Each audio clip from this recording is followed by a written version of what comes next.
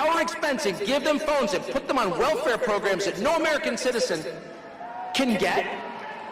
It is the most insulting, yeah, boo, but it's worse than boo. That's the biggest crime in the history of the United States of America. And it takes incredible stones, incredible gall for the people who did that to stand up there on a stage and give you a lecture about how you're immoral. It's too much. And so that's the second important thing about this election, okay? The first is every person in this room needs to understand you are not in a despised minority. You are in an incredibly gentle and tolerant majority who put up with this crap for way too long. As they insulted not only you, but the memory of your ancestors who died for this country. The truth is, behind closed doors, the P word became my secret sin at age 10, and they tore down statues to their memory. People have never built anything in their lives. They went out of their way to humiliate you and spit on you and the graves of your ancestors. And that's not an exaggeration, they did that. And this country is so nice, it's so polite, it's so thoughtful and empathetic and sweet. It's the kind of country that loves dogs and gives directions to strangers, that we put up with it for 4 years. But we can't anymore. We just can't. And we can't for two reasons. The first reason that we can't put up with it for one more minute is because it's just not justice.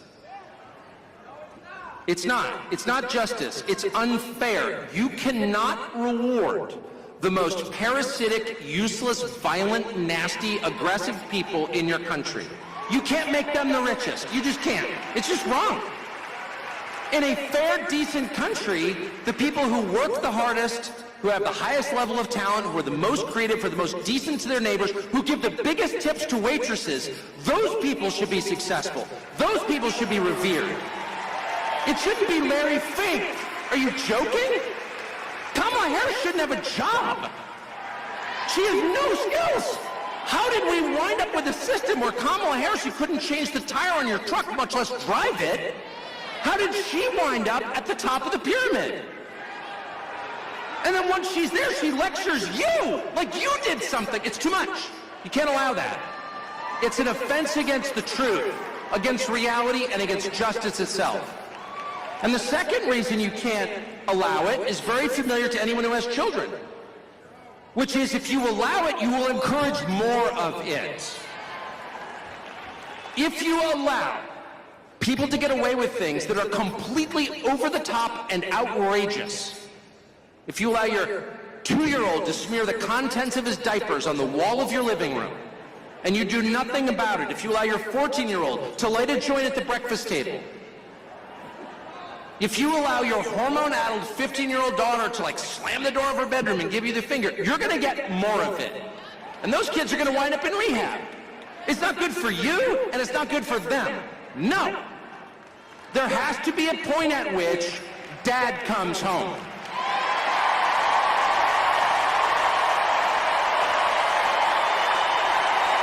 Yeah, that's right. Dad comes home. And he's pissed. Dad is pissed. He's not vengeful. He loves his children. Disobedient as they may be, he loves them. Because they're his children, they live in his house. But he's very disappointed in their behavior.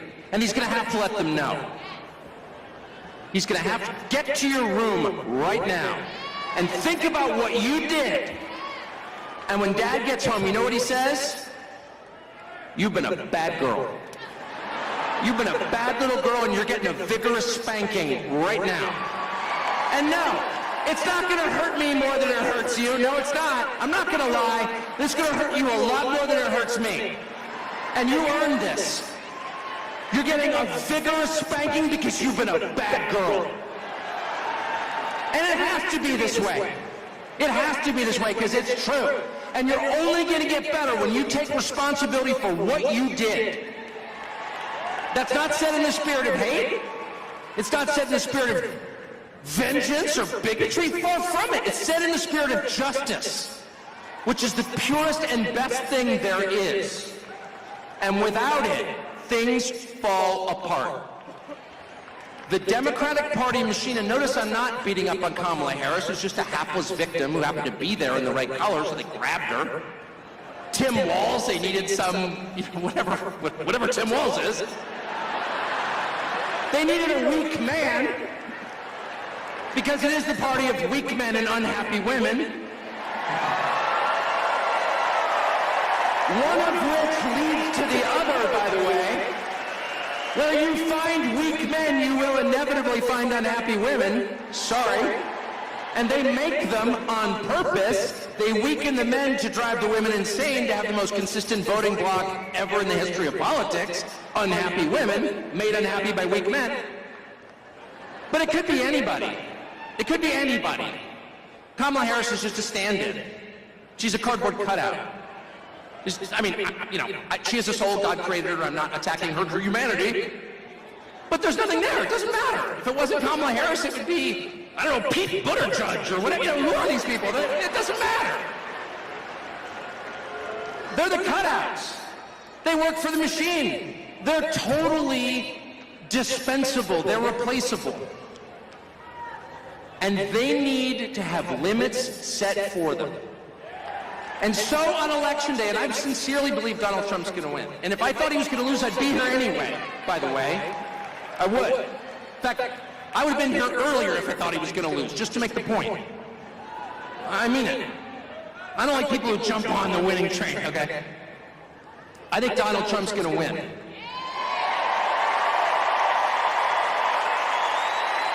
And not only do I think Donald Trump's going to win, I think that the vibe shift has been so profound. I mean, the numbers suggest he's going to win. He's ahead in all 7 battleground states.